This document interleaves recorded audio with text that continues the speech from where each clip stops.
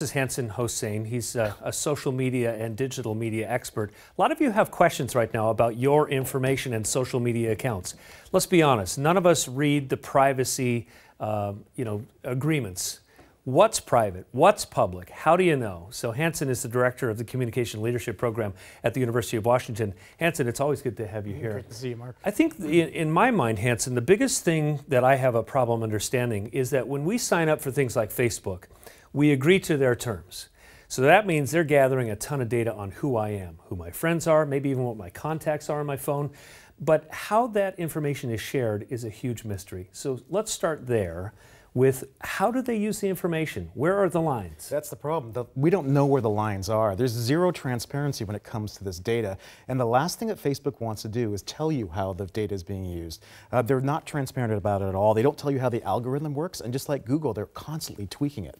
And so the biggest change that we really need out of this is to have these companies be more accountable to us as we surrender all this really precious data. Wow. Okay, so is there something that we can do to be a little more careful when it comes to, I guess, surrendering all this information to these social media companies? Well, I personally take this to the extreme. I use a fake birthday. I never use Facebook to sign into any of the apps that you just showed because I know that they start talking to each other. I rarely give my telephone number. I'm just super careful in terms of how we are connecting all these things because they want as much of our lives as possible into that app. So we do know that Facebook is using our data because I'm not going to get into specifics, but certain age-related medication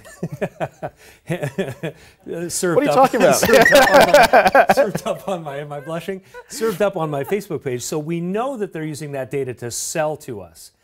I'm envisioning a day, though, when they're using that information and they're going to political campaigns or political parties. What's to stop them from using this to elect or unelect our government? Well, this has been the concern. I mean, even just 6 months ago, there was all these rumors that Mark Zuckerberg, the founder of Facebook, was going to run for office. And can you imagine how much information he has access to?